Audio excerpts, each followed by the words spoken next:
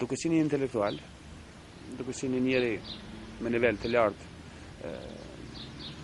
jo vetëm shkollimit, por me nivel të lartë kombëtar, të vëdijes kombëtare, ai është një njeri i mobilizuar shumë herët. Figura një arsimtari që rrezaton me personalitetin e tij, ishte shembull edhe në luftë. Vepra e tij ishte vepër madhore për atë që ka bëri, për kohën, edhe në legalitet, por edhe prej atëherë që kur u vesh në uniforme ushtrisë shqiptare të Kosovës. Ismeti ka qenë edhe vizionar, edhe ideator, por ka qenë edhe aktivist i madh, edhe një ushtar, mas një kohë një pro shumë i mirë i Shqipërisë.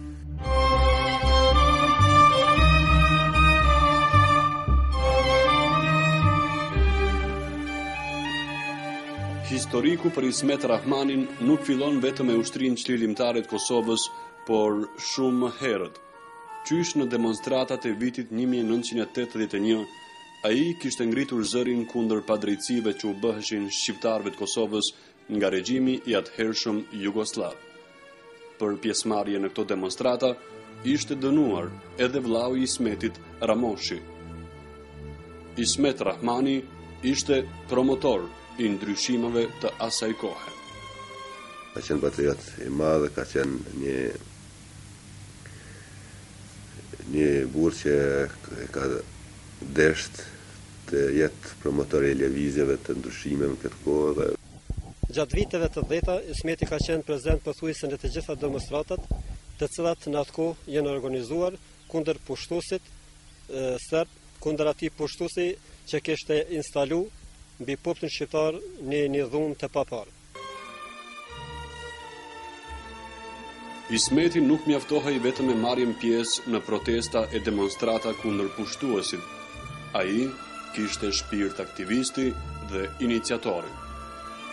Edhe pse punonte si arsimtar në 2 shkolla të Drenicës, në atë rilindja në vendlindjen e vet, dhe në shkollën fillore Kuvendi i Drenicës në Abri të Ulët, kjo nuk e pengonte të mirrej aktivisht edhe me veprimtari tjera kombëtare në organizime ilegale të asaj kohe. Në vitin 1990, së bashku me Sulejman Selimin dhe Mustafi Merin, blejnë një pushkë automatike si pjesë e organizimit për një rezistencë të armatosur. Kur ne kemi fillu të dalim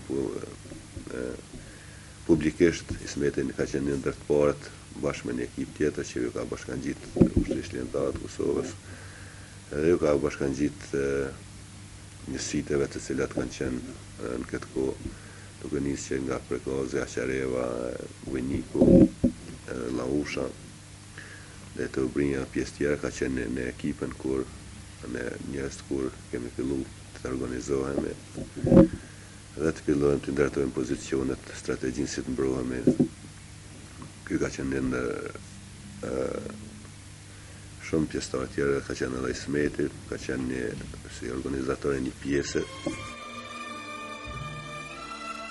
Edhe shkrimtari Prend Buzhala, i cili ishte reporter gjatë luftës në Kosovë dhe hartues i monografisë për dëshmorin Ismet Rahmani, kujton vitet e hershme të inkuadrimit të Ismetit në lëvizjet ilegale.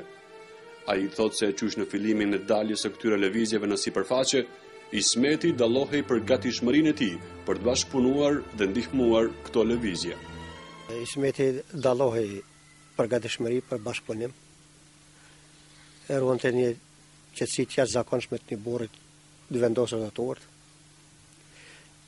i cili kërkonte jo vetëm guximin, reflektonte edhe guximin, po edhe kërkonte harmoninë mes njerëzve, shokëve, rajoneve të tjera.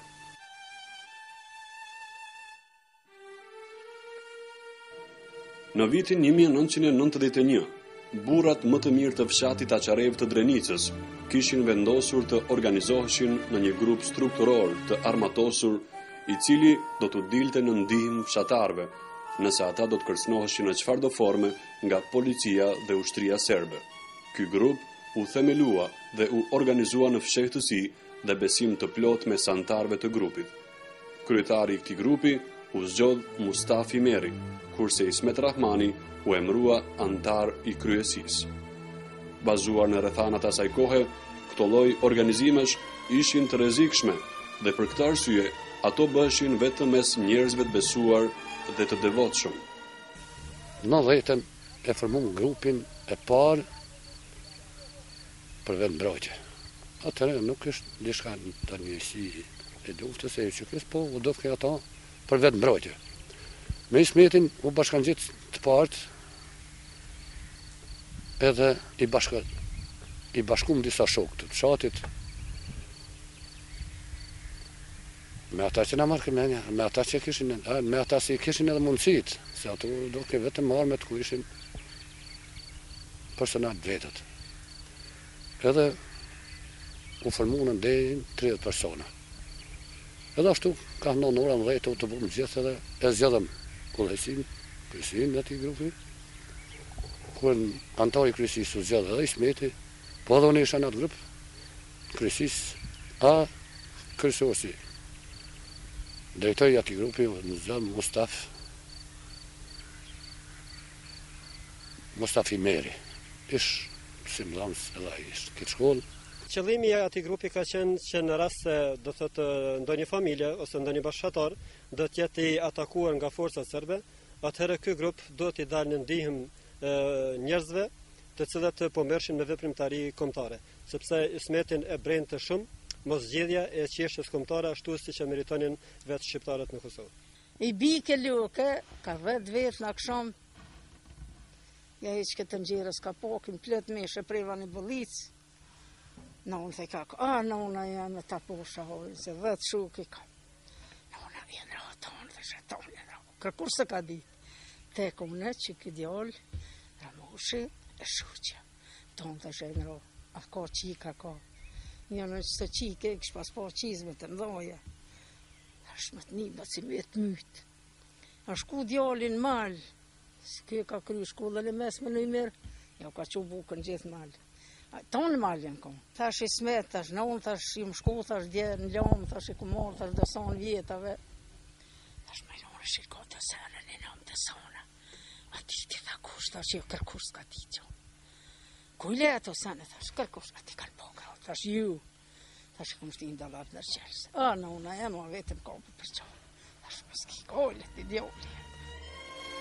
Ismet Rahmani ishte pjesë e të gjitha organizimeve të rëndësishme të asaj kohe në mbrojtje të qytetarëve të Kosovës dhe interesave të tyre. Dhe kjo nuk ka ndodhur krejt rastësisht. Për të kuptuar më mirë praninë dhe kontributin e vazhdueshëm të tij në lëvizjet dhe organizimet e shqiptarëve për liri, duhet njohur historikun e tij. Duhet njohur kush ishte Ismet Rahmani. Ismet Rahmani u lind më 11 qershor të vitit 1962 në fshatin Aqarev. Shkollën fillore e kreu në vendlindje, kurse shkollën e mesme në gjimnazin Luigi Gurakuqi në Klin. Pasi kryen shkollën e mesme, shkon në shërbimin ushtarak të Jugosllavisë, shërbim i cili ishte i detyrueshëm në atë kohë.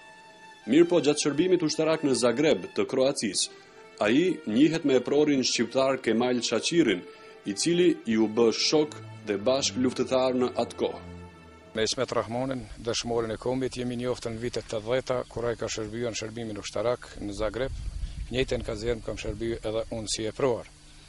Ismeti ka qenë i sistemuar në një njësi elite apo speciale, policia ushtarake, dhe ka qenë ushtarak i dalluar, gjithsesi edhe është graduar me vonë në gradën e rështerit dhe si rështer ka përfunduar shërbimin ushtarak. Pastaj